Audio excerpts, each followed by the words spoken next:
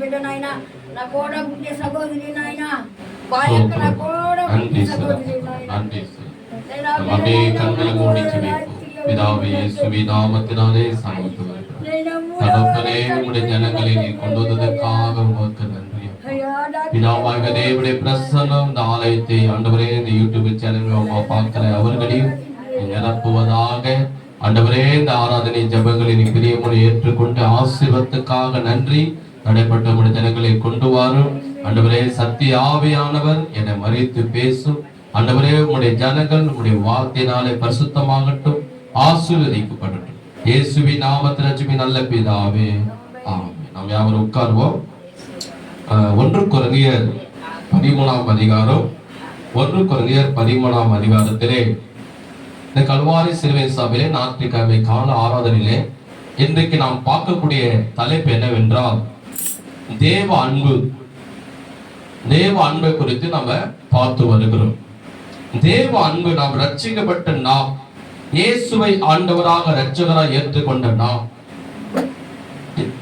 நம்முடைய உள்ளத்திலே நம்ம இருதயத்தில் வேதம் சொல்லுகிறது தேவ அன்பு நம்ம இருதயத்தில் ஊற்றப்பட்டு இருக்கிறதா. தேவ அன்பு நம்ம இருதயத்துல ஊற்றப்பட்டு இருக்கிறபடியால் அந்த அன்பு எப்பவுமே நம்மளை வெட்கப்படுத்தாது. ஒரு ஆமென் சொல்லுவோமா? ஒரு அல்லேலூயா சொல்லுவோமா? அப்போ நம்ம இயேசுவை ஆண்டவராக இரட்சகரை ஏற்றுக்கொண்டவர்கள், மனம் திரும்பினவர்கள், அவருடைய உள்ளத்திலே தேவ அன்பு இருக்கிறது என்று. அந்த தேவ அன்புதான் மிகவும் மிகவும் முக்கியம். தேவ அன்பிலே நடக்கிறவர்கள் அவர்கள் தான் தேவனுடைய பிள்ளைகள்.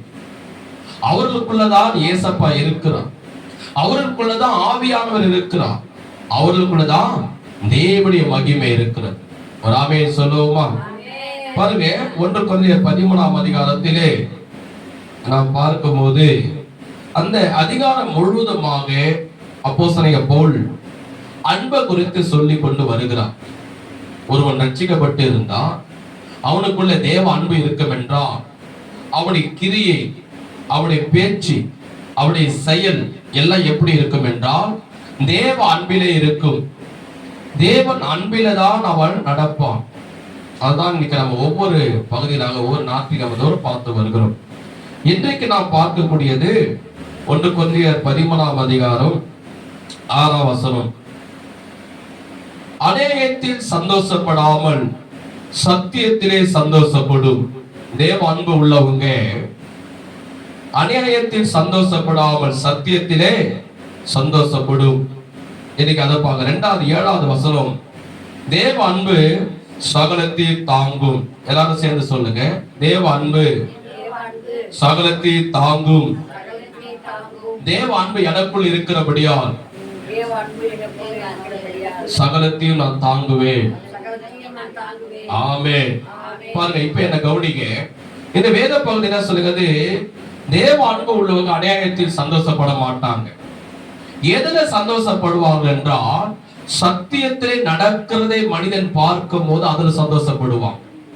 அதுதான் நம்ம பார்க்கிறோம். சத்தியத்திலே நடக்கிற மனிதனை பார்க்கும் போதுதான் அந்த மனிதன் சந்தோஷப்படுவானே தவிர அநியாயமாய் ஒருத்தன் வாழ்ந்தானா, அநியாயமாய் ஒரு விசுவாசி வாழுகிறது என்றால், இல்ல அநியாயமா ஒரு உலகத்தான் வாழுகிறான் என்றால் அதை பார்க்கும் போது அவன் சந்தோஷப்பட மாட்டான். ஏன்னா அவனுக்குள்ளே தேவ அன்பு இருக்கிறது. ஒரு ஆமென் சொல்லுவோமா? பாருங்க, அதுதான் நம்ம பார்க்கிறோம். இங்க நான் பார்க்கும் போது லூக்கா சுவிசேஷம் 19ஆம் அதிகாரத்திலே ஒரு மனுஷனுடைய வாழ்க்கையை பார்க்க போகிறோம். சகைவு. இந்த சகைவு என்ப மனிதன் ஒரு பாவியான மனிதன். அவன் என்ன பண்ணுவான் என்றால் அவனுடைய வாழ்க்கையிலே வரி வசூலிக்கிறவன். அந்த காலத்திலே ஏசப்பா வாழ்ந்த நாட்களிலே வரி வசூல் செய்கிறவன். வரி வசூலிக்க செய்கிறவன் என்றால், அதாவது ஒருத்தவங்களுக்கு கடன் கொடுத்து அதை 2 மடங்கு வட்டி வாங்குவான். அதான் வரி வசூல் செய்கிறவன். அதுதான் நம்ம இன்னைக்கு பார்க்கலாம். அவன் வாழ்க்கையிலே எப்படிப்பட்ட அநியாயம் இருந்தது. அதுக்கப்புறம் அவன் ரட்சிக்கப்பட்ட உடனே அவனுக்குள்ள எப்படி சத்தியத்தினால் அவன் சந்தோஷப்பட்டான் என்று சகையுடைய வாழ்க்கையை நாம் பார்க்க போகிறோம். கவனிக்க, லூக்கா சுவிசேஷம் 19ஆம் அதிகாரத்திலே 1ஆம் வசனம். அவர் எரிகோவில் பிரவேசித்து அதன் வழியா நடந்து போகையில் ஆயக்காரன் தலைவனும் ஐசுனமாய் இருந்த சகைவு எண்ணப்பட்ட ஒரு மனுஷன். பாருங்க, அவனை வேற என்ன சொல்லுகிறது? ஒரு ஆயக்காரன். ஆயக்காரன்னா ஒரு பாவியான ஒரு மனிதன். கவனிங்க போது பாருங்க, ஒரு பாவியான ஒரு மனிதன் இந்த சகைவு. அவன் என்ன செய்வான் என்றால் வரு வசூல் செய்கிறவன். அதாவது கடன் கொடுத்து வட்டி வாங்குறான் இல்லையா, அது போல அந்த வேலையை செய்கிறவன். இயேசு எப்படிப்பட்டவரோ என்று அவரை பார்க்க வகை தேடினான். அவன் குள்ளனானபடியா ஜனக்கூட்டத்தில் அவரை காணக்கூடாமல் அவர் போகும் வழியில் முன்னாக ஓடி அவரை பார்க்க முடிய ஒரு காட்டத்தின் மரத்தில் ஏறினான். இயேசு அந்த இடத்தில் வந்தபோது அண்ணாந்து பார்த்து அவனை கண்டு, சகைவே, நீ சீக்கிரமா இறங்கி வா, இன்றைக்கு நான் உன் வீட்டிலே தங்க வேண்டும் என்றான். அவன் சீக்கிரமா இறங்கி சந்தோஷத்துடனே அவரை அழைத்து கொண்டு போனான். அதை கண்ட யாவரும், கவனிங்க, இந்த யூடியூப் சேனல் பார்க்கிற நீங்களும் கவனிங்க, அதை கண்ட யாவரும் இவர் பாவியான மனுஷனிடத்தில் தங்கும்படி போனார் என்று முறுமுறுத்தார். பதிலா வேதம் என்ன சொல்கிறது? அவன் ஒரு வரு வசூலிக்க செய்யறவன், அதாவது கடன் கொடுத்து வட்டி வாங்குவான், ஒரு பாவியான மனுஷன். ஏசப்பா அந்த எரிகோ வயல போகிற உடனே அவன் கேள்விப்படுறான், இந்த இயேசு கிறிஸ்து குருடனை பார்க்க வைக்கிறாரு, செவிடனை கேட்க வைக்கிறாரு, 40 வருஷமா நடக்க முடியாது நடக்க வைக்கிறாரு, குஷ்டரோகிகளை சுகமாக்குறாரு. ஒருத்தர் வந்து சகை விட சொல்றான், அப்படியா? அப்படிப்பட்ட இயேசுவா இந்த எரிகோ வையா நம்ம சந்த வையா வராரா அப்படின்னு நான் பண்ண கேள்விப்பட்டு, அவன் மனுஷன் வந்து பார்த்தா குள்ளமான மனுஷன். ஏசப்பா கிட்ட நிறைய அநேக ஜனங்க நெருங்கி வராங்க. அநேக ஜனங்க வராங்க, சீசல் வராங்க, எல்லாரும் வராங்க, வியாதிஸ்தல் வராங்க. இந்த சகைவுக்கு இயேசுவை பார்க்கணும்னு ஒரு ஆசை. இப்போ ஒரு தலைவர் நம்ம ஏரியா பக்கம் வராரு, ஒரு சினிமா ஆக்டர் வராருன்னா எல்லாரும் என்ன பண்ணுவாங்க? எந்த ரோடு வழியா வராரு? நம்ம அஷ்டபதி ரோடு வழியா தான் வராரு, எல்லாரும் அங்கதான் இருப்பாங்க. ஏன்னா எல்லாருக்கும் என்னது? அவரை டிவில தான் பார்த்துருக்கிறோம், அவரை சினிமால தான் பார்த்துருக்கிறோம், நேர்ல பார்த்தது இல்லை. அவர் முகத்தை நேர்ல பார்க்கலான்னு மெயின் ரோட்ல போய் எல்லாரும் ஜே நிற்பான், அவர் முகத்தை பார்க்கணும். பாருங்க, சாதாரண ஒரு ஆக்டர், ஒரு சினிமா ஆக்டருக்கே அவ்வளவு ஜனங்க நிக்குதுன்னா, இவர் வானத்தையும் பூமியை உண்டாக்கிற தேவன், பிறந்தலந்தே பார்க்க முடியாத மனுஷனுடைய கண்களை திறக்கிறார், பிறந்தலந்தே காது கேட்காத செவனை கேட்க வைக்கிறார், பிறந்தலந்தே பேச முடியாத ஊமையை பேச வைக்கிறார். இவரை பார்க்க முடியாத திரளான ஜனங்க பாரு, இவனுக்கு ஆச்சரியம். அப்படிப்பட்ட தெய்வத்தை பார்க்கணும் சொல்லி இவன் வரா, உள்ளமா இருக்கிறான். இவனால எகறான் பார்க்க முடியல. நிறைய கூட்டம், நிறைய ஜனம் பார்க்கறான். இவர் எப்படி பார்க்கலாம்? பார்த்தா ஆஹா, பெரிய ஒரு காட்டத்தி மரங்குது, இந்த மரத்து மேல ஹைட்டா ஏறிட்டா அவரு கீழே போறத மேல இருந்து பார்த்தலாம் சொல்லி மரத்து மேல ஏறினான். நிறைய பேர் கூட என்ன பண்ணுவாங்க?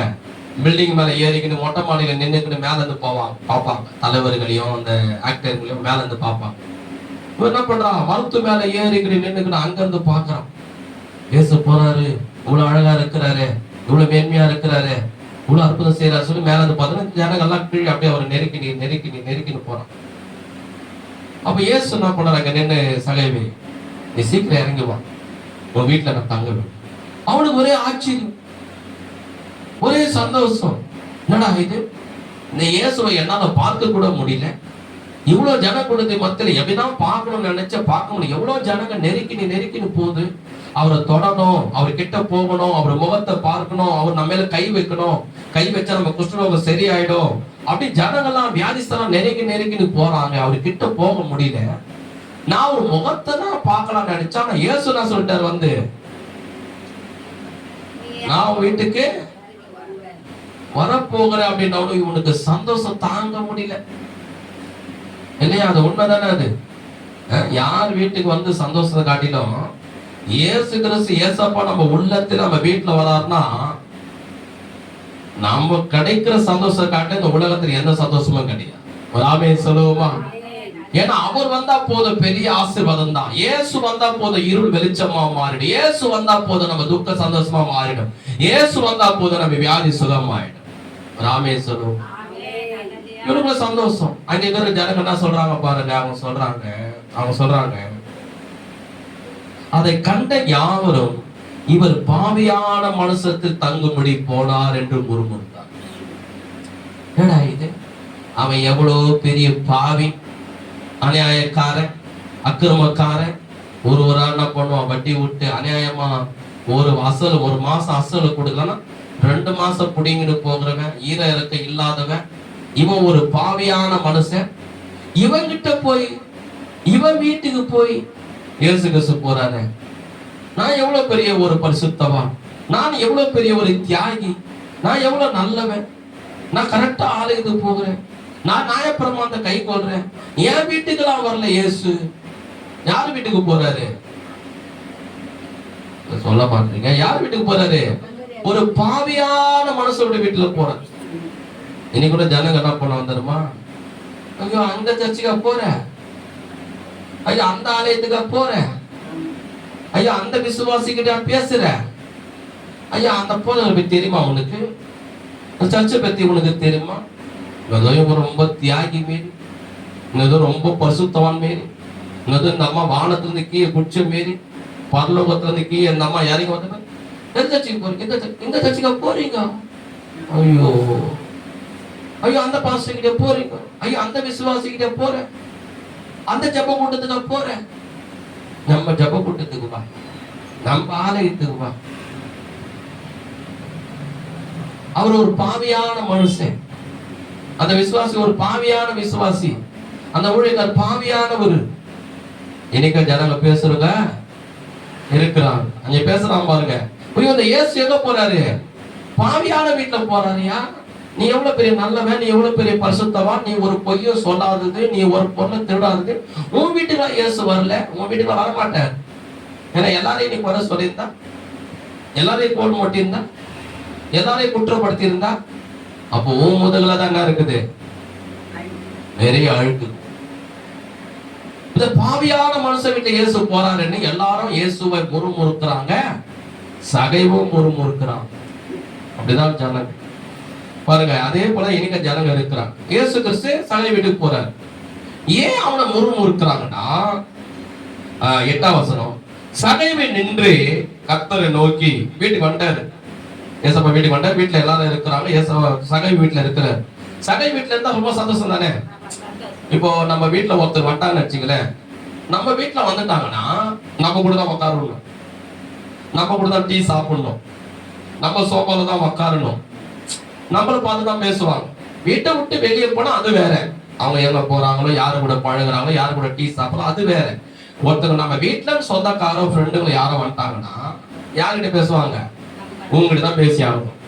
நீ குடுக்க தண்ணியை தான் குடிச்சாகணும், நீ குடிக்க டீயை தான் சாப்பிட்டாகணும், பக்கத்துல தான் உட்காரணும். சந்தோஷம் தாங்க முடியல அவனால. ஐயோ ஏசு என் வீட்டுக்கு வந்துட்டாரு, என் வீட்டுல உட்காந்துட்டாரு, என் கூட சாப்பிடுறாரு, சந்தோஷம் தாங்க முடியல அவனால. அதுக்கப்புறம் என்ன செய்யலாம் பாருங்க, சகவி நின்று கர்த்தரை நோக்கி பேசுறான். ஆண்டவரே, என் ஆஸ்திகளில் பாதி ஏழைகளுக்கு கொடுக்கிறேன். என்ன சொல்றா? என்கிட்ட நிறைய பணம் இருக்குது, என்கிட்ட நிறைய பணம் இருக்குது, அந்த பணத்தை எல்லாம் அதுல பாதி ஏழைகளுக்கு கொடுக்கிறேன்றான். ஏன் இந்த எண்ணம் அவனுக்குள்ள வந்தது? ஏன் அந்த புத்தி அவனுக்குள்ள வந்தது? ஏன் இயேசு வரதுக்கு முன்னாடி அந்த எண்ணம் இருக்கலாம், ஏழை இல்லாம இல்ல, இருக்கிறான். பிச்சைக்காரன் எவ்வளவு பேர் இருக்கிறான், நடு ரோட்ல எவ்வளவு பேர் இருக்கிறான்.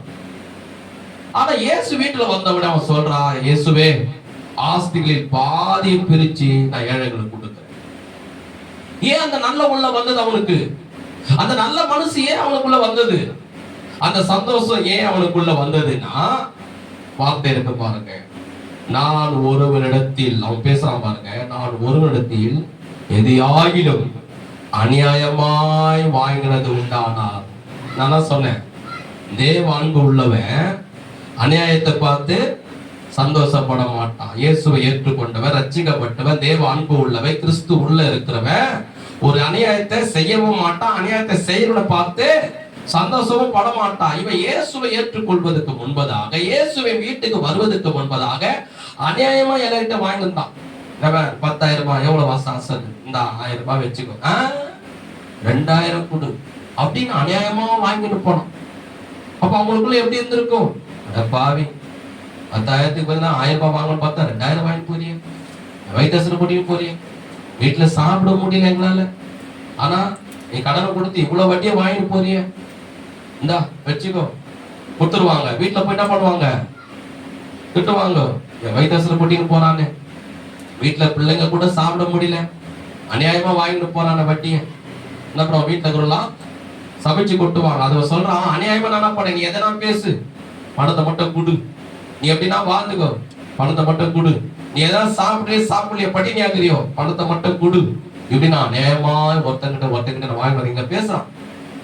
எங்க பேசுறான்? ஏசப்பாட்ட பேசுறான். யார்கிட்ட பேசுறான்? ஏசப்பாட்ட பேசுறான். அநியாயமா நானே 2 தடவையாவது வாங்கியிருந்தா அப்ப என்ன சொன்ன ஒரு வார்த்தை வந்துச்சு பாருங்க. அப்ப அவன் இப்படி இயேசுவை ஏற்றுக்கொள்றதுக்கு முன்னாடி, ரட்சிக்கப்பட்டதுக்கு முன்னாடி, ஏசப்பா வீட்டுல வர்றதுக்கு முன்னாடி எப்படி வாழ்ந்திருக்கிறான் வாழ்க்கை? எல்லாருக்கிட்ட போய் வட்டி வாங்கியிருக்கான். கொடு 10,000 ரூபாய்க்கு, என்ன 1000 ரூபாய் கொடுக்க, 2000 கொடு, 2000 100 ரூபாய் பச்சுக்கா பறிக்கிறது, அதெல்லாம் பறிக்க முடியாது, இல்ல துணியை கொடு, இல்ல வீட்டுல இருக்கிற பொருளை கொடு சொல்லி அநேகமா எல்லாருக்கிட்ட வாங்கிட்டு வந்தான். அப்ப அவனுக்குள்ள என்ன அன்பு இருந்திருக்குது? மாம்சிகமான அன்பு, தேவ அன்பு இல்ல. ஏசப்பா உள்ள வரல, அவன் உள்ளத்துல வரல, அவன் வீட்லயும் வரல. அப்ப எப்படிப்பட்டவனா இருந்திருக்கிறான்? அநியாயம் செய்கிறவனா இருந்திருக்கான். அப்ப ரட்சிக்கப்படாதவங்க, இயேசுவை ஏற்றுக்கொள்ளாதவங்க, இயேசு உள்ள இல்லாதவங்க என்ன பண்ணுவான்? அநியாயமா ஒருத்தர் செய்யறத என்ன பண்ணுவான்? சந்தோஷப்படுவான். இவனும் அநியாயமா செய்வான், அநியாயம் பண்ற செய்யறவனையும் பார்த்து சந்தோஷப்படுவான். அப்படின்னு சந்தோஷமா வாழ்ந்துருக்கான். பணம் சம்பாதிக்கும் போது எப்படி இருந்திருப்பான்? நல்லா யோசனை பண்ணி, பணம் சம்பாதிக்கும் எப்படி இருந்திருப்பான்? சந்தோஷமா தான் இருந்திருப்பான். ஆனா உள்ளத்துல என்ன இல்லைன்னா சமாதானம் இல்லை. ரொம்ப நாள் முன்னாடி, ரொம்ப வருஷத்துக்கு நான் ரட்சிக்கப்பட்டதுக்கு முன்னாடி சொல்றேன், ரட்சிக்கப்பட்டதுக்கு முன்னாடி ஏசப்பா ஏற்றுக்கொள்ளுது, ஏசப்பா எனக்கு யாரும் தெரியாது. அப்போ ஃப்ரெண்டுகளோட இருந்தேன், ஃப்ரெண்டுகளோட இங்க இருந்தேன். அவ ஃப்ரெண்டு ஒருத்தர் சொன்னா, டேய் ஒரு ரவுடி ஒருத்தர் தெரியும், அவன் நம்மளை கூப்பிடுறான், நம்ம போலாம், அவன் கூட போனா நம்ம கொஞ்சம் காசு கொடுப்பான். என்னடா அவன் கூட போனா நம்மளுக்கு கொஞ்சம் காசு கிடைக்குமா? என்னடா சொல்றேன்? ஆமாடா, ஒன்னே இல்லை, அவன் அந்த ஏரியாவில் என்ன பண்ண, ஒரு பெரிய ரவுடி, பெரிய தாதா, அந்த ஊர்ல பெரிய பெரிய கம்பெனி வச்சுருக்கானுங்க. அங்க போயிட்டு அவன் போய் முன்னாடி நின்று மிரட்டுவான், கத்தியை வச்சுக்கணும். நம்ம ஒண்ணுமே பண்ண தேவையில்லை, சும்மா பின்னாடி ஒரு பாடி கட்டுமே நிக்கலாம். முடிச்சவனே அவன் எல்லார்கிட்டையும் மாமூல் வாங்கிக்கிறேன், நம்ம கிட்ட கொஞ்சம் காசு கொடுப்பான். நான் சொல்றது இப்ப இல்லை, ரட்சிக்கலாம் போடுறதுக்கு முன்னாடி, ஆண்டவரை ஏற்றுக்கொள்றதுக்கு முன்னாடி சொல்றேன். சரி நான் சொல்லி எங்க ஃப்ரெண்டு கூட சேர்ந்து போனேன். பேர் சொல்ல விரும்பல, ஏன்னா அவங்க இங்க இருக்கிறான் கேம்ல. அப்போ அவங்களோட சேர்ந்து என்ன பண்ணேன், அவங்களோட சேர்ந்து என்ன பண்ணேன், போனேன். போன உடனே அவன் என்ன பண்ணுவான்னா, ஒரு கடை கம்பெனி இருப்பான் அந்த சைடு, என்னப்பா மாமூல் வை அப்படின்னுவான். என்ன நீ மாமூல் கேட்கிற, நீ யாரு, என் சொந்தமா பந்தமா, உனக்கு நானும் மாமூல் கொடுக்கறதுக்கு? நல்லா பேசக்கூடாது. சரக்கு இருக்கு வரும்போதே அப்படியே குடிச்சிடுவோம். ஐயோ அதெல்லாம் நீ பண்ணிடாதே, அது லட்சக்கணக்குல இருந்து கப்பல்ல நான் வர வைக்கிறேன், அப்பவே மாமூல். அவன் சொல்லுவான், நாங்க பக்கத்துல நின்றுப்போம், 2-3 பேரா நின்றுப்போம், நானும் பக்கத்துல நின்றுப்பேன். அந்த ரவுடி தலைமை பேசுவான், கத்தி வச்சுக்கணும், நானும் 4-5 பேர் பின்னாடி நின்றுப்போம். இந்தப்பா நீ எடுத்துக்கோ, இது என்னப்பா எனக்கு வருமானம் இல்லை, நீ வந்து மெட்டி கத்தியை காட்டி கேட்கிறேன், சரி எக்ஸ்ட்ரா வச்சுக்கோ சொல்லி கொடுப்பான். சரி 2000 கொடுப்பான். அப்படியே சுற்றி வச்சு அந்த முறை வரும்போதே 5000 கொடு வச்சுன்னு போவான். இப்படி ஒவ்வொரு கடையில என்ன பண்ணுவோம், அவன் மிரட்டுவான். என்ன பண்ணுவோம், எல்லாருக்கிட்டையும் அவன் கொடுப்பான். நானும் கூட போவேன். அப்ப நான் இருந்திருக்கேன், ஞாபகம் இருக்குது. கூட போய் ஃப்ரெண்டு கூட சேர்ந்து போவேன். அவன் மிரட்டுவானுங்க, வாங்கிக்கடா, எத்துக்குள்ள வச்சுக்கடா, எல்லாத்தையும் வச்சுப்பான். எல்லாரும் கடையில மிரட்டி வந்து லாஸ்ட்ல என்ன பண்ணுவானுங்க, கையில கொடுப்பாந்தடா ஒரு பிரியாணி போட்டலாம், இந்தா உனக்கு ஒரு 500 ரூபாய். எனக்கு சந்தோஷமாயிடும். அப்ப நான் சொல்லி 20 வருஷத்துக்கு முன்னாடி 100 ரூபாய் கூட கிடைக்காது, ஒரு 500 ரூபாய் கொடுத்தான், ஒரு பிரியாணி போட்டலாம், சந்தோஷம். ஏடா இது, இவன் போறான், அவன்கிட்ட வெட்டுறான், அவன்கிட்ட காசு. ஆமாடா அந்த ஊர் ரவுடி, அவன் பெரிய தாதா, அவன் அது ஒரு ஏரியா, நான் சொல்ல விரும்பல. பாத்தீங்கன்னா அவன் ஒரு ரவுடி, அவன் ஒரு பெரிய தாதா. அப்ப அவனோட சேர்ந்து இருந்தேன். எனக்கு கொஞ்சம் காசு கொடுப்பாங்க, 500 ரூபாய் வச்சுக்கலாம், வாடா சந்தோஷமா போறான்னு சொல்லி நாங்க என்ன பண்ணுவோம், காசு எடுத்துன்னு வந்து குடிச்சிக்கணும், சினிமாவுக்கு போய் ஜாலியா இருப்பேன். பாருங்க, எதுக்கு இதை சொல்ல வரேன்னா, அவன் ரட்சிக்கப்படாதவன், ஆண்டவர் ஏற்றுக்கொள்ளாதவன், பாவத்துல வாழ்கிறவன், குடிக்கிறவன். அப்போ அவனுக்குள்ள என்ன இது, நீ எப்படின்னா போ, உன் பணத்தை மட்டும் என்ன பண்ணு குடுன்னு சொல்லி அநியாயமா எல்லார்கிட்ட வாங்கினான். பணம் அவன்கிட்ட இருந்தது, லுங்கி நிறைய பணம் இருந்தது, கைத்துல பெரிய பட்ட செயின் போட்டிருப்பான், காதுல கையில அப்படியே பெரிய பெரிய மோதிரம் போட்டுமா. என்னடா இது மோதிரம்னு கேட்பேன். இது தாண்டா நத்தை என்னவான். அப்போ ரவுடி கூட இருக்கும்போது, என்னடா இதோட நத்தை, எங்க வீட்டுல செய்யறது நத்தை வேற, இந்த மோதிரத்துக்கு பேர் தான் நத்தைன்னு வைப்பானுங்க அப்படின்வான். அப்படியே அப்படியே பெருசு பெருசா இருக்கும் மோதிரங்க, இந்த ரத்தம் மாரி குண்டு குண்டா இருக்கும். அப்படியாடா பரவாயில்லையே வா அப்படின்வான். பாருங்க, அப்ப அநியாயமா எல்லாருக்கிட்ட அவனா பணம் சம்பாதிச்சான். பணத்தை பார்த்தா எப்படி இருந்திருக்கும்? சந்தோஷமா இருந்திருக்கும். ஆனா உள்ளத்துல நிம்மதி கிடையாது, உள்ளத்துல சமாதானம் கிடையாது, நிம்மதியான தூக்கம் கிடையாது, நிம்மதியான சாப்பாடு கிடையாது, மனைவி பிள்ளைகளோட சந்தோஷம் கிடையாது. பணத்தை பார்க்கும் போது சந்தோஷம், நகையை பார்க்கும் போது சந்தோஷம், நல்லா போய் வீட்டுல நல்லா ஹோட்டல்ல போய் பிரியாணி சாப்பிடும் போது சந்தோஷம். ஆனா உள்ளத்துல நிம்மதி இருந்ததா? இந்த சகைவுக்கு அதுதான். அவன் பணத்தை சம்பாதிச்சான், ஆனா உள்ளத்துல சமாதானம் இல்லை, நிம்மதி இல்லை. குடும்பத்துல பிரச்சனை, போராட்டம், கணவன் மனைவிக்குள்ள சந்தோஷம் இல்லை, பிள்ளைகளுக்கு கூட சந்தோஷம் இல்லை, சரீரத்துல வியாதி. இவன் என்ன பண்றான்? இந்த இயேசு வந்தாரு, இயேசு வீட்டுக்கு வந்த உடனே அது எதை குறிக்கும் என்றால் அவன் உள்ளத்திலே அவர் வந்துட்டார். ராமே சொல்லுவோமா, அல்லேலூயா சொல்லுவோமா. அவன் உள்ளத்திலே இயேசு வந்த உடனே இப்ப நான் சொல்றான், இயேசுவே நான் ஒரு இடத்தில் அநியாயமாய் வாங்கினது உண்டானா? நாலு தனியா நான் வாங்கினவா? அநியாயமா ஒரு ஏழை கிட்ட நான் வாங்கினா என்ன பண்றேன்? திரும்ப நான் நாலதனையா கொடுக்கிறேன். என்ன சொல்றான் பாருங்க, 8ஆம் வசனத்துல, சகைவு நின்று கர்த்தரை நோக்கி, ஆண்டவரே என் ஆஸ்திகளில் பாதி ஏழைக்கு கொடுக்கிறேன், நான் ஒருவனிடத்தில் எதையாக அநியாயமாய் வாங்கினது உண்டானா? சொல்றான் பாருங்க, அநியாயமா நான் வாங்கினேன் உண்மை, பணத்தை சம்பாதிச்ச உண்மை, ஆனா நிம்மதி எனக்கு இல்லை. நீ வந்தவனே எனக்கு நிம்மதி கட்சிது. அவன் சொல்றான், நாலதனையா திரும்ப கொடுக்கிறேன். கைக தட்டி கர்த்தரை ஸ்தோத்திரம் பண்ணுவோமா. ஒருத்தர் கூப்பிடுறான், அண்ணே இங்க வா, உங்ககிட்ட 10,000 ரூபாய் வாங்கி எவ்வளவு வட்டி வாங்கினேன்? ஐயோ நீயா அநியாயமா 2,000 வாங்கி போனிய, இந்தா 4,000 வச்சுக்கோ சேர்த்து. என்னடா இது, இங்க வா, உன்கிட்ட நான் எவ்வளவு வாங்கின வட்டிக்கு வாங்கினேன்? 5,000 ரூபாய்க்கு 500 ரூபாய், 500 ரூபாய் 1000 ரூபாய் வாங்கி போனேன், இந்தா உன்கிட்ட 2,000 வச்சுக்கோ. திரும்ப எல்லாருக்கிட்ட எப்படி கொடுக்குறான்? 2 மடங்கு வாங்கணும் கிட்ட நான் தனியா கொடுக்குறேன். அந்த கொடுக்குற மனசு வரமா? மன்னிப்பு கூட கேட்டுருவான், மன்னிச்சிருப்பா, ஏதோ ஒரு கஷ்டத்துல அவங்ககிட்ட காசு வாங்கிட்டேன், மன்னிச்சிடுமா. வாங்கின காசை நான் தனியா திருப்பி அவனா கொடுப்பானா? அந்த மனசு எவனா வரமா? ஐயோ பணம் தான், வீட்டுல சோபா வாங்கலாம், பணம் தான் நகை வாங்கலாம், பணம் தான் இது வாங்கலாம், அது வாங்க நினைப்பு தான் வரம் தவிர எவனா வாங்கணுக்கிட்ட போய் திருப்பி நான் தனியா கொடுப்பானா? அந்த கொடுக்குற மனசு வரமா? வரவே வராது. மணி கூட கேட்டுருவான், ஏன்னா வாயிலே அழகா வடை சுட்டுலாமே மன்னிச்சிடு அப்படின்னு. ஆனா கொடுக்குற பணம் கொடுக்குற மனசு வருமா? என்ன தனமா? வரவே வராது. நம்ம எப்படி கொடுக்கறான்? அவன் நாலதனையா திரும்ப கொடுக்கிறான், அதுல சந்தோஷப்படுறான். அவன் சொல்றான் பாருங்க, நான் நாலதனையா திரும்ப கொடுக்கிறேன்றான். அவனுக்குள்ள ஒரு சந்தோஷம், அவனுக்குள்ள ஒரு மகிழ்ச்சி, அவனுக்குள்ள ஒரு ஆனந்தம், அவனுக்குள்ள ஒரு சமாதானம். ஏன்னா ஆண்டவர் சொல்லி இருக்கிறார். நான் சொன்ன பத்தியா போன வாரத்துல லேவியராகமத்தில் 7ஆம் அதிகாரம் 25ஆம் வசனத்திலே, பிறனுக்கு விரோதமானி அநியாயம் செய்யாதிருப்பாயா, உன் தேவனாய் கர்த்தருக்கு நீ பயந்திருன்னு தேவன் கட்டளை கொடுத்தான். அந்த கட்டளை பிரகாரம் 2 யோவான் 1ஆம் அதிகாரம் 4ஆம் வசனத்தை படிச்சு பார்த்தீங்கன்னா, பிள்ளைகளே நீங்கள் சத்தியத்திலே நடக்கிறதை நான் பார்க்கும் போது நான் மிகவும் சந்தோஷப்பட்டேன் என்று அப்போஸ்தலனாகிய யோவான் சுவிசேஷம் 2ஆம் அதிகாரத்திலே 4ஆம் வசனத்துல இருக்குது. பிள்ளைகளே நீங்கள் சத்தியத்திலே நடக்கிறதை நான் பார்க்கும் போது மிகவும் சந்தோஷப்பட்டேன். கைக தட்டி கர்த்தரை ஸ்தோத்திரம் பண்ணுவோம். அவன் பாருங்க, அந்த சத்தியம் என்ன? ஆண்டவருடைய கட்டளை என்ன? அநியாயம் செய்ய கூடாது. அதே போல என்ன பண்றேன்? ஆண்டவரே அநியாயமா சம்பாதிச்சிட்டேன், இப்ப சத்தியத்தின் பிரகாரம் நான் என்ன பண்றேன்? நாலதனையா திரும்ப கொடுக்கிறேன். ஏன் பணத்தை கொடுக்கிறேன்றால், அந்த பணம் கூட கொடுக்க முடியாத ஒரு சமாதானத்தை, நிம்மதியை என் இயேசு என் உள்ளத்துல வந்த உடனே எனக்கு கிடைச்சிருச்சு.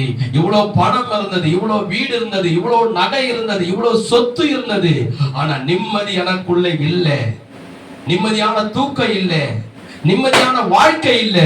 ஆனா இயேசு என் உள்ளத்துல வந்த உடனே, இயேசு என் வாழ்க்கையில வந்த உடனே, இயேசு என் குடும்பத்துல வந்த உடனே, இந்த பணம் கொடுக்க முடியாது, இந்த நகை கொடுக்க முடியாது, இந்த தங்கம் கொடுக்க முடியாது, இந்த வீட்டு கொடுக்க முடியாது, இயேசு எனக்கு சமாதானத்தை கொடுத்தார் என்று நாலதனையாய் திரும்ப கொடுக்கிறான். கைக தட்டி கர்த்தரை மகிமைப்படுத்துங்க.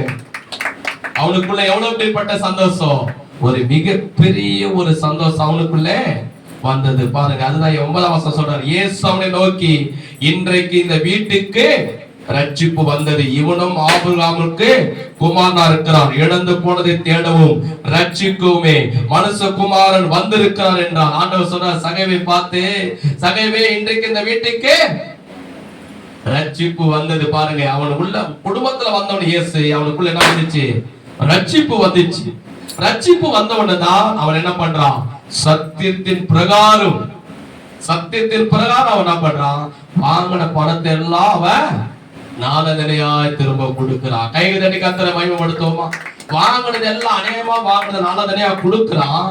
கொடுக்கிறது மாத்திரம் இல்ல, கொடுத்த காசுக்கு அவன் உள்ள சந்தோஷப்படுது, சமாதானப்பட. யாருக்கிட்ட அநேகமா வாங்கினேன், நாலதனையா கொடுக்க சந்தோஷப்பட. ஏன்னா இயேசு அவனுக்குள்ள வந்துட்டான், சத்தியம் அவனுக்குள்ள வந்துச்சு, அவன் ரட்சிக்கப்பட்டு இருக்கிறான். அவன் குடும்பத்துல இயேசு வந்தது போல அவன் உள்ளத்துல இயேசு வந்துட்டார். நான் சொன்ன உங்களுக்கு ஆரம்பத்திலே, ஒரு மனுஷனுக்குள்ள இயேசு இருப்பார் என்றால் அவனுடைய வாழ்க்கை எப்படி இருக்கும்? அன்பு நிறைந்ததா இருக்கும்.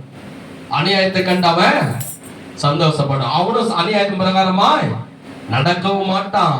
பிறர் அநியாயமாய் நடக்கிறதை பார்த்தோம் சந்தோஷப்பட மாட்டான். அவன் தேவ அன்பு உள்ளவன், இயேசு உள்ள இருக்கிறவன். அவன் எப்படி இருப்பான் என்றால் சத்தியத்தின் பிரகாரம் பிறரை வாழ்கிறதை பார்க்கும் போது சந்தோஷப்படுவான். சத்தியத்தின் பிரகாரம் தன் குடும்பத்தில் நடக்கிறதை பார்க்கும் போது சந்தோஷப்படுவான். சத்தியத்தின் பிரகாரம் அவன் வாழ்கிறதை பார்க்கும் போது அவன் சந்தோஷப்படுவான். நான் சொல்றது புரியுதுங்களா? இயேசு ஒரு மனுஷனுக்குள்ள இருந்தா, ஒரு மனுஷன் ரட்சிக்கப்பட்டு இருந்தா, அவனுக்குள்ள ஆவியானவர் இருந்தா, பிறர் அன்னை சத்தியத்தின் பிரகாரம் நடக்கிறதை பார்க்கும் போதே சந்தோஷப்படுவான். தன் குடும்பத்தில் பிள்ளைங்க ஜெபிக்கிறாங்க, பைபிள் படிக்கிறாங்க, ஆலயத்துக்கு போகிறாங்க, சத்தியத்தை கேட்கிறாங்க, அதை அவன் பார்க்கும் போது சந்தோஷப்படுவான். அல்லேலூயா. சத்தமா சொல்லுங்க அல்லேலூயா. பாருங்க, அப்படிதான் நம்ம சபையில கூட பாத்தீங்கன்னா கிட்டத்தட்ட ஒரு 10 வருஷத்துக்கு முன்னாடி பாத்தீங்கன்னா ஒரு சகோதரர் வந்திருந்தார். அந்த சகோதரருக்கு பாட்டு கொத்த ஒரு பாட்டு பாடுங்க பிரதர். அவருக்கு எனக்கு பாடல் வந்து நான் சினிமா பாட்டு பாடியிருந்தேன். நான் சொன்னேன் ஏசப்பாக்காக பாடு, நீ பாடு, ஆண்டவர் உனக்கு கிருபை தரார். பாட்டு பாட ஆரம்பிச்சேன். ஜெபம் பண்ணு பாருங்க. எனக்கு ஜெபம்லாம் பண்ண தெரியாதுங்க. இல்லப்பா, உன்னால முடிஞ்ச ஆண்டவரோட நீ பேசு, அதுதான் ஜெபம். ஜெபம்னா ஏதோ ஒரு சடங்காச்சாரமோ சம்பிரதாயமோ கிடையாது. ஆண்டவர் அப்பா கிட்ட பேசுறப்ப நீ பேசு, அதான் ஜெபமா. ஜெபத்தை கத்து கொடு. அதுக்கப்புறம் ஊடுத்துக்கு கொண்டு போனேன். தெரு வழியெல்லாம் போற இல்லையா, கிராமம் இருக்கான், சாட்சி சொல்லுப்பா, தெரியாதியா, நான் பிரசங்கம் பண்றேன், நீ பேசு அப்படின்னு கற்றுக் கொடுத்தேன். ரொம்ப தூரத்துலேருந்து வருவாரு, பஸ்ஸு கூட காசு இருக்காது. ஐயா பஸ் 2 பஸ் பிடிச்சின்னு வரேன், காசு இருக்காதுன்னு வரேன். அந்த பஸ்ஸு காசு கூட நான் கொடுத்து விடுவேன். 6வது முடிச்சுட்டு போகும்போது இந்தாப்பா வச்சுக்க பஸ்ஸுக்கு.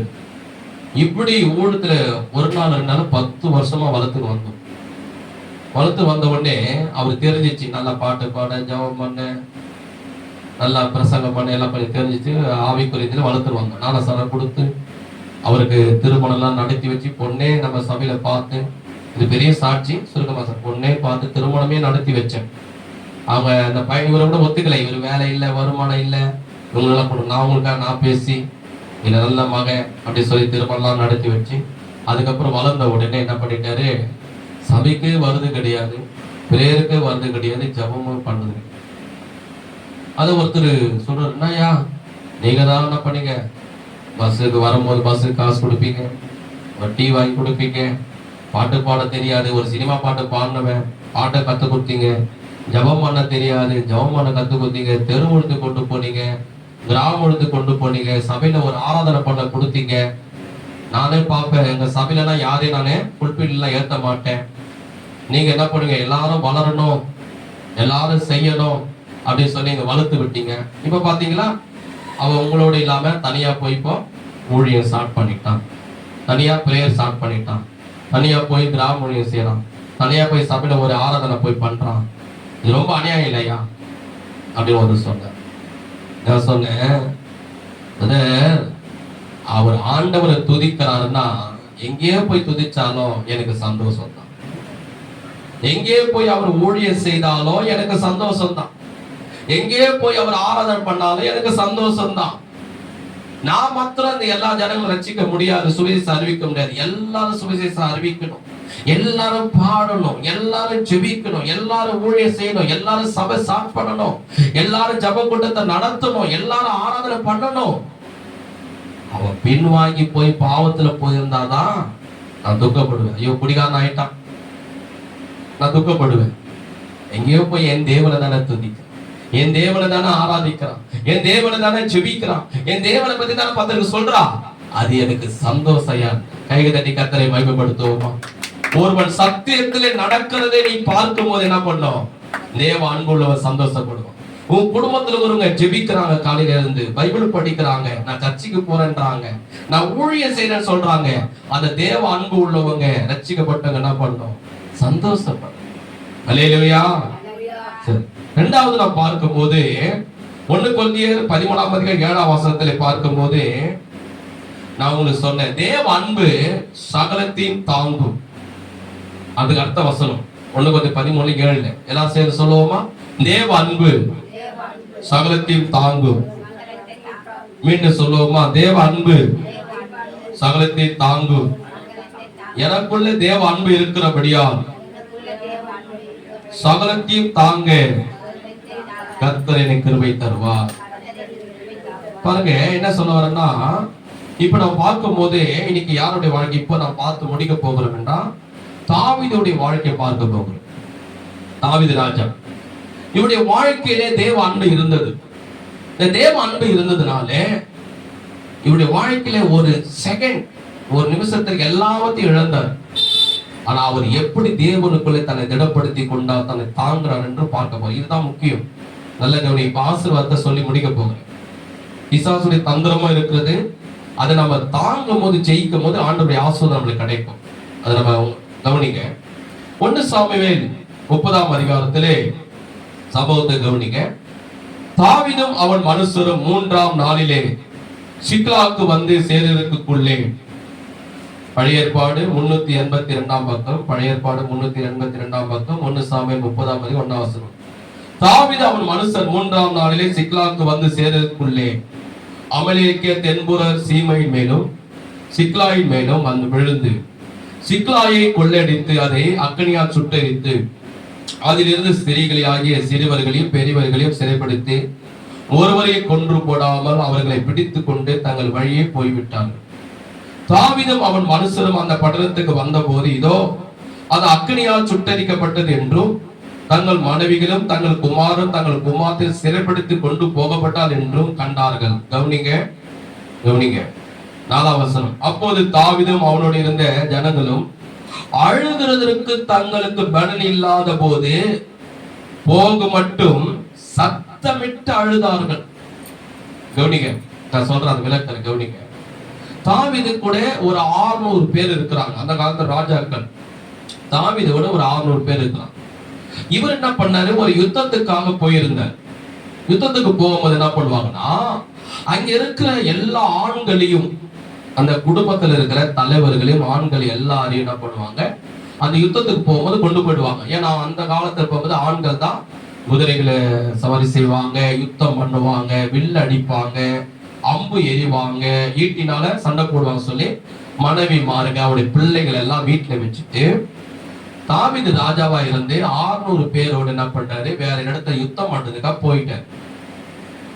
யுத்தம் பண்ணதா போன உடனே அந்த நேரம் பார்த்து கவனிங்க, அந்த நேரம் பார்த்து சத்துரு எப்படி செய்யலாம் பாருங்க.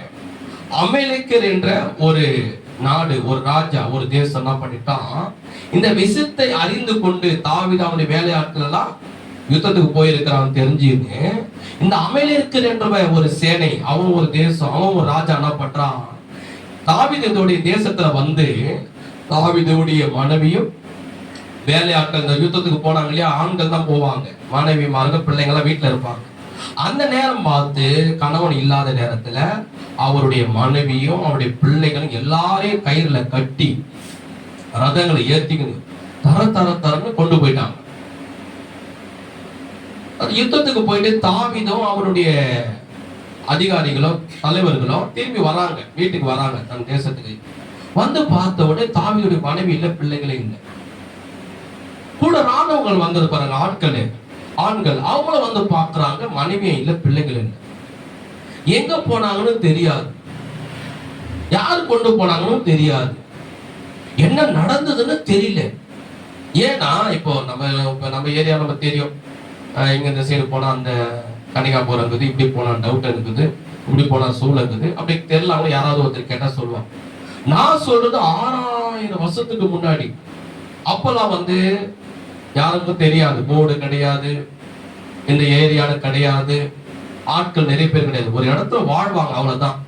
அதோட சுத்தி ஆட்களே இருக்க மாட்டாங்க. எங்க போனாங்க, யாரு கொண்டு போனாங்க, மனைவி பிள்ளைங்க என்ன ஆனாங்கன்னு தெரியவே இல்லை. தாவீதுக்கும் தெரியல, ஆட்களுக்கும் தெரியல. ஏன்னா நான் சொல்றது அந்த காலத்துல ஒரு கூட்டமா ஒரு இடத்துல இருப்பாங்க. அந்த நேரம் தாவீதுக்கு மனைவி போயிட்டாங்களே, பிள்ளைங்க போயிட்டாங்களே சொல்லி இவர் அழுவுறாரு, வேதனைப்படுற, கஷ்டப்படுறாரு. கூட எத்தனை பேர் இருக்கான்னு சொன்னேன்? 600 பேர். அந்த 600 பேர் என்ன பண்றாங்க, இவங்களும் அழுகுறாங்க. மன்னிச்சிடுங்க, இவர்களுடைய வேலை கூட வந்த ஆட்கள் வீட்டுல பார்த்தா மனைவியே இல்லை, பிள்ளைகளே இல்லை. இவர்களும் அழுகுறாங்க. என்ன ஆனாங்க, செத்துட்டாங்களா, இல்ல யாரா புடிச்சுன்னு போயிட்டாங்களா, இல்ல கொன்று போட்டாங்களா? என்ன கூட இருக்கிறவங்க அழுகுறாங்க. 2 பேரும் அழுகுறாங்க. தாவீது அழுகுறாரு, கூட இருக்க ரோம பச்சரும் அழுகுறான். எல்லாம் கவனிங்க, எல்லாவற்றையும் தாவீது அவனுடைய மனைவி பிள்ளைகளை இழந்தாரு, கூட இருக்கிறவங்க இழந்தான். எல்லாரும் அழுகுறாங்க. என்ன ஆச்சு, யார போய் கேட்கறது? இப்ப இந்த காலத்துல போன் இருக்குது, எப்பா என் பொண்ணு அங்க வீட்டுக்கு வந்துருக்கா பாரு, அப்படி போன் பண்ணி கேட்கலாம் இல்லையா? என் மனைவி வந்திருக்கா கொஞ்சம் கேளு, இல்ல என் கணவர் அங்க சொந்தக்கார வீட்டுக்கு போன் பண்ணி கேட்கணும், இல்ல சொந்தக்கார வீட்டு. அந்த காலத்துல எதுவும் கிடையாது. நான் சொல்ல 6000 வருஷத்துக்கு முன்னாடி எல்லாரும் அழுகுறாங்க. எல்லாவற்றையும் தாவீது என்ன பண்றாரு, இழந்துட்டார். என்ன கவனிங்க, அப்போது தாவீதும் அவனோடு இருந்த ஜனங்களும் அழுகிறதுக்கு தங்களுக்கு பலன் இல்லாமல் போகும் மட்டும் சத்தமிட்டு அழுதாரு. அழுகுறாங்க. அழுவத்துக்கு கூட என்ன இல்லையா, இந்த சாவுல பார்த்திருப்பீங்களா?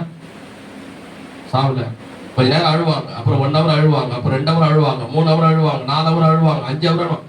அழுது அழுது அழுது கண்ணில் தண்ணியே வற்றி போயிட்டு மயக்கச்சி அப்படி விழுந்துருவாங்க. பார்த்திருப்பீங்களா? நீங்க பார்த்திருப்பீங்க, நான் நிறைய பார்த்துருக்கேன். அழுது கூட என்ன பண்ணுவாங்க, அந்த பலன் இருக்குது அப்படியே அப்படியே அப்படின்வாங்க. அந்த அழுகுறது கூட பலன் இல்லாமல் போடும் அவங்களுக்கு. அந்த அழுகிறது கூட பலன் இல்லாமல் அழுகுறாங்க. அந்த நேரம் பார்த்து அப்போது தாவீது அவனுடைய இந்த ஜனங்களும் அழுகிறதுக்கு தங்கள் பலன் இல்லாத போக மட்டும் சத்தமிட்டு அழுதார்கள். தாவீது 2 மனைவிகளும் இஸ்ரேல் ஊரனாகிய அகினாவையும் கார்மேல் ஊரனான நாபாலின் மனைவி ஆகியிருந்த அபிகாயிலும் சிறைப்பிடித்து கொண்டு போகப்பட்டார்கள். கவனிங்க, தாவீது மிகவும் நெருக்கப்பட்டான். முக்கியமா கவனிங்க, நமக்கு கொண்டு வர போறேன். தாவீது மிகவும் நெருக்கப்பட்டான். சகல ஜனங்களும் தங்கள் குமாரன் குமார்த்திகள் நிமித்தம் மன கிளேசலமானதினால் அவனை கல்லெறிய வேண்டும் என்று சொல்லிக் கொண்டார்கள். தாவீது தன் தேவனாய் கர்த்தருக்குள் தன்னை திடப்படுத்தி கொண்டான். எல்லாரும் சேர்ந்து சொல்லுங்க, தாவீது ராஜா தேவனாய் கர்த்தருக்குள் தன்னை திடப்படுத்தி கொண்டான். இப்ப கவனிங்க, எல்லாருக்கிட்ட வருது. பக்கத்துல இருக்கிற ரோம பச்சர் 600 ஜென்ஸுங்க இல்லையா, ஆம்பளைங்க, எல்லாருக்கும் கோபம் வருது. என் மனைவி பிள்ளைங்க செத்தாங்களா, என்ன பண்ணாங்க தெரியல. இது காரணம் இந்த தாவீது ராஜா தான். எல்லாரும் கல்ல கீழே எடுக்கிறாங்க, கருங்கல் எடுக்கிறாங்க.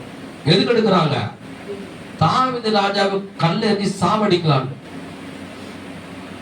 இவனுடைய மனைவி பிள்ளைகளை கொண்டு போயிட்டாங்க. இவனுடைய மனைவி பிள்ளைகளை போயிட்டாங்க. என்ன சொன்னாங்க? எல்லாத்துக்கும் காரணம் இவன் தான், தாவீது ராஜா தான் காரணம். ஏன்னா இவன் கூட வந்தான் இல்லையா, இவன் கூட வந்ததுனால நம்ம மனைவி பிள்ளைங்க போயிட்டாங்க.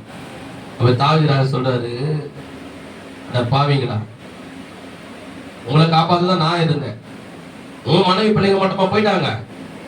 ஏன் மனைவி பிள்ளைங்க தான் போயிட்டாங்க, நீங்க மட்டுமா அழுகுறீங்க, நான் கூட தான் அழுகுறேன்.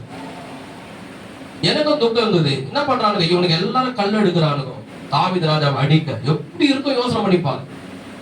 ஒரு சைட்ல வீட்டுக்கு வந்து பார்த்தா மனைவி பிள்ளைங்க இல்லை. அது ஒரு நெருக்கம். செத்தாங்களா, யாராவது கொண்டு போயிட்டாங்களா, என்ன ஆனது அவனுக்கு தெரியல. தாவீது ராஜாவுக்கு தெரியல, இவனுக்கு தெரியல. இவரு அழுகுறாரு. 2வது, அவ்வளவு நெருக்கப்பட்டு இருக்கும் போது கூட இருக்கிறவன் யாரு, இந்த 600 பேர். இவனும் கல்ல எடுத்து இவன் தான் காரணம் சொல்லி சாகடிக்க பார்க்கிறான். உனக்கு எப்படி இருந்திருக்க தாவீதுக்கு? பயங்கர வேதம் சொல்லுகிறது, அவன் மிகவும் நெருக்கப்பட்டான், மிகவும் மனசு உடைஞ்சு போனான். அவன் இருதயம் சுக்குநூறாயிடுச்சு. ஒரு சில மனைவி பிள்ளைங்க போயிட்டாங்க, கூட இருக்கிறவன் இவனுக்காக தான் தாவீது ராஜா இருக்கிறார், இவனை காப்பாற்றதான் தாவீது ராஜா இருக்கிறாரு. எதிராளி வந்தா முன்னாடி போய் இவன் தான் யுத்தம் பண்ணுவார், சண்டை போடுவார். ஆனா இவன் என்ன பண்றான், இவன் தான் காரணம் சொல்லி எவனோ ஒருத்த அமேலிக்க வந்து மனைவி பிள்ளைகளை கொண்டு போனதுக்கு தாவீது ராஜாவை சாகடிக்க கூட இருக்கிறவனே பார்க்கலாம். எப்படி இருந்திருக்க அவருக்கு? இன்னைக்கு நம்ம வாழ்க்கையில அப்படிதான் கவனிங்க, நம்ம வாழ்க்கையில அப்படிதான். நம்ம எவ்வளவு நாள் கஷ்டப்பட்டு ஒரு வேலையை செய்து இருப்போம், திடீர்னு ஒரு வேலை போயிட்டு இருக்கும். கஷ்டப்பட்டு ஏதோ ஒரு பணத்தை சம்பாதிச்சு ஏதோ ஒரு விதத்துல போயிட்டு இருக்கும். கஷ்டப்பட்டு ஒரு வீட்டை கட்டி இருப்போம், ஏதோ ஒரு விதத்துல விசாசனால இழந்திருப்போம், இல்ல பொல்லாத மனசனால இழந்திருப்போம், இல்ல ஏதோ ஒரு சரீரத்துல வியாதிப்பட்டு இருப்போம். ஏதோ ஒரு விதத்துல ஒண்ணு நம்ம இழந்து போயிருப்போம், ஏதோ ஒண்ணு இழந்து போயிருப்போம்.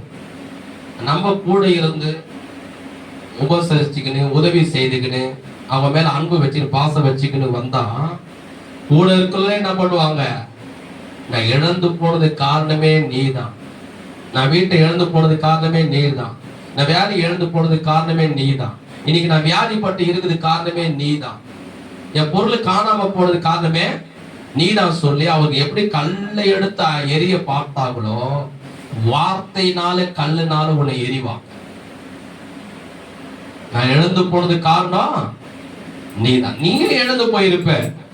நான் சொல்ல போறேன், ரொம்ப நாள் கட்டி காத்தத, ரொம்ப நாள் காப்பாத்தினத, ரொம்ப நாள் வச்சு நின்றத, ரொம்ப நாள் சந்தோஷமா இருந்த நீ இழந்து போயிருப்ப. ஏதோ பிசாசினாலேயோ பொல்லாத மனுஷனாலேயோ. கூட இருக்கிறவங்க என்ன பண்ணுவாங்க, இதுக்கெல்லாம் காரணம் நீதான், இதெல்லாம் காரணம் நீதான் பண்ண, இதெல்லாம் காரணம் நீதான் செய்த, நீதான் பண்ண அப்படின்வாங்க. நேற்று கூட நாங்க இந்த சொன்ன இல்லையா, ஊழுதுக்கு போயிருந்தேன். ஊழுதுக்கு போனவொடனே நாங்க ஊழியர் ஸ்டாண்ட் இறங்கின உடனே ஒரு ட்ராக்ஸ் கொடுப்போம், எல்லாருக்கும் கைப்பற்றி கொடுத்துருப்போம். அந்த இடத்துல செங்கல்பட்டுல தாங்க கொடுத்துட்டு போறேன். ஒரு அம்மா வந்துச்சு, அம்மா இயேசு உன்னை நேசிக்கிறான்னா, எந்த கடவுளையா எங்களை காப்பாத்துறாரு, நாங்களே பெரிய கடன் பட்டு இருக்கிறோம், கடன்காரங்க வந்து சொல்லிட்டு போறாங்க, நீ எதுக்கு வாயில செத்துருன்றாங்க. அப்புறம் அவங்க பொண்ணு கொஞ்ச நாள் வீட்டுல இருந்து இழந்து வந்தாங்க. பொறுமையா வந்துதான், அம்மா வாங்கம்மா ஆண்டவர் உங்களை நேசிக்கிற, வாங்க உங்களுக்கு அப்படி இருப்பாங்க. என்னையா சொல்றது, சொல்லுமா இருந்தாலும் சொல்லுங்க, ஜெபம் பண்ணணும். அவங்க சொல்றாங்க, நானே எங்க கணவர் குடிக்கிறாரு, என் குழந்தைக்கு உடம்பு சரி சொல்லி கஷ்டப்பட்டு இருக்கிறேன், வேதனைப்பட்டு இருக்கிறேன், நான் செய்யாத காரியத்தை நான் செய்தேன்னு, நான் சொல்லாத காரியத்தை நான் சொன்னேன்னு என் குடும்பத்துல இருக்கிற நாத்தனாரே என் மேல பைய போட்டு சொந்த பந்தத்துக்கெல்லாம் சொல்லி என்னை அவமானப்படுத்துதியா, நான் வாழுதா நான் சாவுதா சொல்லி உக்காந்து இருக்கிறியான்னு கல்யாணம் ஆகணும் ஒரு குழந்தை பிறகு அந்த அம்மா சொல்லு. நேற்று அந்த அம்மா பார்த்துட்டு வந்து நான் சொல்றேன், நான் சொல்றேன் அம்மட்டமான நானே கணவர் இப்படி குடிக்கிறாரு, என் குடும்பம் எப்படி இருக்குது, என் குழந்தைக்கு உடம்பு சரியில்லையா, ஹாஸ்பிட்டல் கொண்டு வந்து நிற்கிறேன், அதுக்கு ஜுரம் நிக்கல, நானே இப்படி மனசு வேதனைப்பட்டு இருக்கிறேன். அவங்க என்ன சொல்றாங்க, என் சொந்த பந்தம் நான் தான் இதுக்கெல்லாம் காரணம், அவங்க மேல பை சுமத்துறது காரணம் நான் தான், என் மேல பைய போடுறாங்க, நான் ஏன் பண்ணுவேன். நான் சொல்ல புரியுதுங்களா, நம்மளே வாழ்க்கையில ஒண்ணு இழந்து போயிருப்போம், ஆனா என்ன பண்ணுவோம், கூட இருக்கிறவங்க நீதான் இதுக்கெல்லாம் காரணம், இந்த பிரச்சனை வந்தது காரணம் நீதான், இந்த கஷ்டத்துக்கு வந்தது காரணம் நீதான், என் குடும்பத்துல சண்டை வந்தது காரணம் நீதான், நான் உன்னை இழந்து போனது காரணம் நீதான், அதுதான் தவறு பண்ணிச்சு நீ யோசிக்காதே. அந்த பையன் அப்படியே நம்ம மேல போடும். தாவீது எப்படி இருந்திருக்கும், மிகவும் அவர் என்ன பண்ணலாம், நெருக்கப்பட்டு அவரே மனைவி எழுந்திருக்கிறார், பிள்ளைகளை எழுந்திருக்கிறார், கஷ்டப்பட்டு சம்பாதிச்சு வச்ச நகை பொருளெல்லாம் அவன் கொண்டு போயிட்டான். அந்த அமெரிக்காக்காரன் சம்பாதிச்சு வச்சதெல்லாம் சாப்பிட வேண்டியதெல்லாம் கொண்டு போயிட்டான், அவனே கஷ்டப்பட்டு இருக்கிறான். கூட இருக்கிறவன் என்ன பண்றான், இதுக்கெல்லாம் காரணம் நீதான்டா, உன் மேலதான கல்லெறிஞ்சு சாப்பிட என்ன பண்ணுவான். கூட இருக்கிறவனே வார்த்தையினால நம்மளை கல்லெறிய பார்ப்பான். அப்ப நம்ம என்ன பண்ணணும்னா, நல்ல கவனிங்க, தாவீது என்ன பண்ணாரா, வேதம் சொல்லுகிறது, கர்த்தருக்குள் தன்னை திடப்படுத்தி கொண்டான். எல்லாரும் சேர்ந்து சொல்லுங்க, கர்த்தருக்குள் தன்னை திடப்படுத்தி கொண்டான். அந்த நேரத்தை நம்ம என்ன பண்ணோம், தேவ அன்பு இருக்கிற தாவீது என்ன பண்ணிருக்கலாம், டேய் நான் நினைச்ச கோலியாத்தையே நான் சாவடிச்சுவேன், நான் பெலிஸ்தர்கள் இவர்களை காட்டிலும் ரொம்ப பலம் உள்ளவங்க பெலிஸ்தர்கள் 100 பேரை போய் இவர் கொன்று வந்தாரு, சாவடிச்சுட்டு வந்தாரு. தாவீது அவ்வளவு பெரிய பராக்கிரமசாலி இவரு, நான் நினைச்சவங்க 600 பேரை நான் என்ன பண்ண முடியாது, சாவடிச்சு போட்டுருவேன், எனக்கு அவ்வளவு பலம் இருக்குது, கர்த்தர் என்னோட கூட இருக்கிறான்னு சொல்லியிருக்கலாம். ஆனா அது செய்யல. தாவீது என்ன பண்ணாரா? அவர் தாங்கினார். கர்த்தருக்குள் தன்னை திடப்படுத்தி கொண்டார். ஐயோ, இவர் தேவனுடைய ஜனம், இவர் நம்மளோட இருக்கிறாங்க, இவங்க நமக்கு விரோதமா பேசுறாங்க, இதுக்கு பின்னாடி கிரியை செய்து பிசாசு, நாம இவர்களை அழிக்க கூடாது, இவர்களை திட்டக்கூடாது, இவர்களை நிந்திக்க கூடாது, இவர்களை அடிக்க கூடாது சொல்லி தன்னை தாங்கி கொண்டார். அதே போலதான் நம்முடைய வாழ்க்கையிலும் நம்ம தேவனுடைய வாழ்க்கை, நம்ம தேவன் நமக்குள்ள இருப்பார் என்றால், இயேசு நமக்குள்ள இருப்பார் என்றால், பரிசுத்தாவே நமக்குள்ள இருப்பார் என்றால், தேவ அன்பு நமக்குள்ள இருக்கும் என்றால், வாழ்க்கையில நம்ம எதை இழந்தாலும், கவனிக்க, வாழ்க்கையில நம்ம எதை இழந்தாலும் என்ன பண்ணக்கூடாது?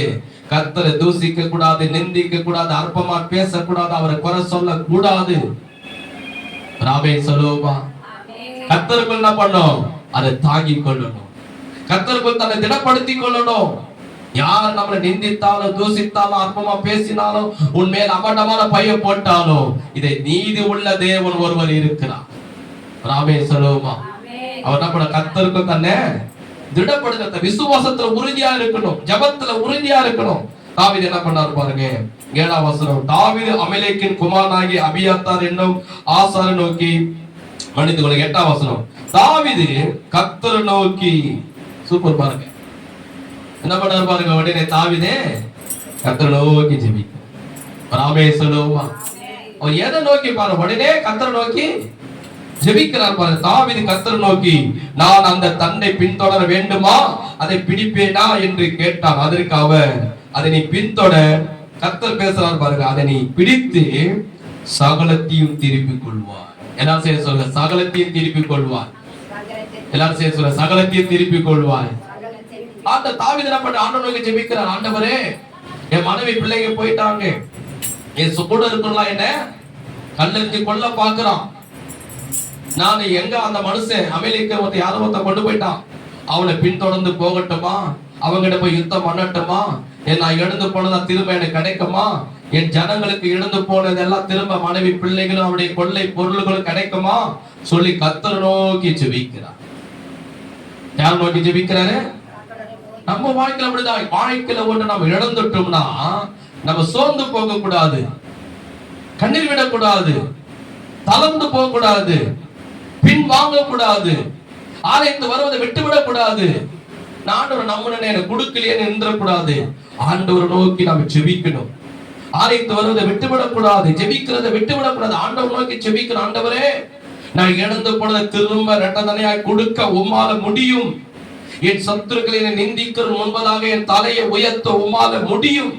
நான் உம்மை விசுவாசிக்கிறேன் சொல்லி தாவீது கர்த்தரை நோக்கி ஜெபிக்கிறார். தாவீது கர்த்தர் என்ன சொல்றார் தெரியுமா? அழகான ஒரு வார்த்தை சொல்றார் பாருங்க, நீ சகலத்தையும் சொன்ன பாருங்க, அப்பா 1-2 கொடுக்கிறேன், சகலத்தையும் நீ எதெல்லாம் இழந்து போன சகலத்தையும் நான் திரும்ப கொடுக்கிறேன். கைக்கு தட்டி கர்த்தரை மகிமைப்படுத்துவோமா? உற்சாகமாக சகலத்தையும் நான் திரும்ப கொடுப்பேன். அதுதான் கர்த்தர் நம்ம கொடுக்கிற வாக்குத்தத்தம். இந்த செய்தியை கேட்கிற உங்களுக்கு கொடுக்கிற, நம்ம சபைக்கு கொடுக்கிற, சபை விசுவாசி கொடுக்கிறாரு, எனக்கு கொடுக்கிறாரு, இந்த யூடியூப் சேனல் பாக்குற உங்களுக்கு கொடுக்கிறாரு, எல்லாருக்கும் கொடுக்கிறார். என்னன்னா, வாழ்க்கையில இழந்து போனது நாம் கர்த்தரை நம்புவோம் என்றால், விசுவாசிப்போம் என்றால், ஜெபிப்போம் என்றால், ஆலயத்து வருவதை விட்டு விடாமல் இருக்கும் போது, கர்த்தரை நாம் துதித்துக் கொண்டே இருக்கும் போது, ஜெபித்துக் கொண்டே இருக்கும் போது, விசுவாசத்தில் நாம் உறுதியாய் இருக்கும் போது, கர்த்தரையே நாம் நம்பி சார்ந்து நாம் வாழும் போது, வாழ்க்கையில இழந்த எல்லாவற்றையும் கர்த்தர் நமக்கு திரும்ப கொடுப்பாரு. எப்படி கொடுப்பார்னா, இரட்டதனையாய் கொடுப்பாரா. பாருங்க 18ஆம் வசனம். தாவீது போனாரு, ஆட்களை கூப்பிட்டுக்கினே போறாரு அந்த அமலேக்கன் கிட்ட. அமலேக்கோட பிடித்து கொண்டு போன எல்லாவற்றையும், யுத்தம் நடக்குது தாவீதுக்கும் அமலேக்கும், எல்லாவற்றையும் என்னுடைய 2 மனைவிகளையும் தாவீது விடுவித்தார். அவர்கள் கொள்ளை அடிக்கு கொண்டு போன எல்லாவற்றையும் சிறிதாகிலும் பெரிதாகிலும் குமாரனாகிலும் குமார்த்தியாகிலும் ஒன்றும், வார்த்தை கவனிங்க, ஒன்றும் குறைபடாமல் எல்லாவற்றையும் தாவீது திரும்பிக் கொண்டான். எல்லா ஆடுகளையும் தாவீது பிடித்துக் கொண்டான். அவைகளை தங்கள் மிருக ஜீவனுக்கு முன்னால் ஓட்டி, இது தாவீதின் கொள்ளை என்றார்கள். கைகள் தட்டி கர்த்தரை மகிமைப்படுத்துவோம். பைபிள பாருங்க, யுத்தம் பண்றாரு, போய் யுத்தம் பண்றாரு, ஆண்டவரை விண்ணப்பம் பண்றாரு. ஆண்டவரே, நான் அவங்ககிட்ட போய் யுத்தம் பண்றேன், அவங்ககிட்ட நிறைய ஆட்கள் இருக்கிறாங்க, என்கிட்ட கொஞ்சம் ஆள் இருக்கிறாங்க, நான் இழந்து போனது திரும்ப கொடுப்பியா, நான் உன்னை நம்புறேன், நான் உன்னை விசுவாசிக்கிறேன். கர்த்தர் சொல்ற, நீ திருப்போ, எல்லாவற்றையும் திரும்ப நான் உனக்கு கொடுப்பேன். போறாரு, யுத்தம் பண்றாரு. வேதம் சொல்லுகிறது எல்லாவற்றையும் தாவீது திரும்ப பெற்றுக்கொண்டார். ஒரு ஆமென் சொல்லுவோமா? அவரை நிந்தித்தவங்க தூசித்து மத்தியில கர்த்தர் தலையை உயர்த்த, எல்லா ஆடு மாடு ஒட்டங்கள் எல்லாம், அவருடைய மனைவி அவருடைய பிள்ளைங்க எல்லாவற்றையும் தாவீதுக்கு கர்த்தர் திரும்ப கொடுக்கிறார். அது ஏன் காரணம்? தாவீது கர்த்தரையே நம்பி இருந்தான். அதேதான் நம்ம வாழ்க்கையில எதை எழுதட்டும், ஏதோ ஒண்ணு எழுதிட்டு இருப்போம். ஏதோ சூழ்நிலை நிமித்தமாக, பிரச்சனை நிமித்தமாக ஏதோ ஒண்ணு எழுந்துட்டு இருப்போம். ஆனா நம்ம கர்த்தரை நம்பி இருக்கும் போது, அவர் ஆலயத்து வருவதை விட்டு விடக்கூடாது, ஜெபிக்கிறதை விட்டு விடக்கூடாது, விசுவாசத்தை விட்டு விடக்கூடாது, கர்த்தருடைய வார்த்தையை விட்டு விடக்கூடாது, கர்த்தருடைய வாக்குத்தத்தங்களை விட்டு விடக்கூடாது. அதை நம்ம நம்பி இருக்கும் போது எதெல்லாம் நம்ம இழந்தோமோ, கர்த்தர் யோபுக்கு எப்படி கொடுத்தாரா? இரட்டதனையாய் கொடுத்து ஆசீர்வதி. அதே போல நீ வாழ்க்கையில் இருந்த பணத்தை கர்த்தர் இரட்டதனையாய் கொடுத்து ஆசீர்வதிப்பா. நீ இழந்து போன வீட்டை கர்த்தர் இரட்டதனையாய் கொடுத்து ஆசீர்வதிப்பா. நீ இழந்து போன பிள்ளைகளை திரும்ப கர்த்தர் கொடுப்பா. நீ இழந்து போன பொருள்கள் நகைகள் திரும்ப கர்த்தர் இரட்டதனையாய் கொடுப்பா. நம்ம இழந்து போன ஆத்துமாக்களை கர்த்தர் இரட்டதனையாய் கொடுப்பார். இந்த ஒரு ஆராதனை 2 ஆராதனையா தொடங்க போகிறோம். அந்த அளவு ஆத்துமாக்களை கர்த்தர் கொடுக்க போற. இந்த ஒரு சபை 10 கிளை சபையாய் மாற போகிறது. ஆண்டு சபையில ஜெபம் ஆரம்பத்தில், ஆண்டவரே நான் போய் ஊழியம் செய்யும் போது ஒரு 4 பேர் இருப்பாங்க. 4 பேரை வச்சுக்கின்னு தெருவுல போய் நின்று கத்துவேன். இந்த மைக்கு கூட இருக்காது, தெருவுல கத்துவேன். அப்ப நான் ஜெபம், ஆண்டவரே எனக்கு 20 பேரை கூட, ஆண்டவர் 20 பேர் பஸ்ல போவோம். 2 பஸ் இங்க இருந்து கோயம்பேடுக்கு போயிட்டு, கோயம்பேடு அங்க ஒரு பஸ்ஸை பிடிச்சி, அங்க இருந்து இன்னொரு பஸ்ஸை பிடிச்சி போய் கிராமத்துல போய் இறங்கும். பஸ்ல போய் 4 பேர் ஊழியம் பண்ணிட்டு வருவோம். ஆனா ஆண்டவரே 20 பேர் எனக்கு கொடு, வேன்ல கொடுங்க. இன்னைக்கு பாருங்க, இந்த தினத்தை ஊழத்துக்கு போனோம், 23 பேருக்கிட்ட போனோம். ஒரு வேன் பத்தலன்னு ஒரு கார்லயே போனோம். காரணம் என்ன? கர்த்தர் திரும்ப சகலத்தை அவர் கொடுத்தார். கைக தட்டி கர்த்தரை மகிமைப்படுத்துவோமா? அது போல நீங்க என்ன பண்ணுங்க, விசுவாசமா இருங்க, ஜெபம் பண்றதை விடாதீங்க, ஞாயிற்றுக்கிழமை ஆலயத்து வருதை மாத்திரம் விட்டு விடாதீங்க. என்ன முக்கியமான வேலை வந்தாலும், சொந்த மருத்துவம் ஆலயத்து வருவதை மாத்திரம் மிஸ் பண்ணாதீங்க. ஆண்டவரை துதிப்பது, ஆராதிப்பது, அவர் வசனத்தை கேட்பது நம்மளுக்கு ஒரு ஆசீர்வாதம். அதை பார்க்கிற தேவன் உங்களை ஆசீர்வதிப்பான். தினிக்கும் அதிகாலை எழுந்து ஜெபம் பண்ணுங்க. எல்லாருக்காக ஜெபம் பண்ணுங்க. கடைசியாக உங்களுக்காக ஜெபம் பண்ணுங்க.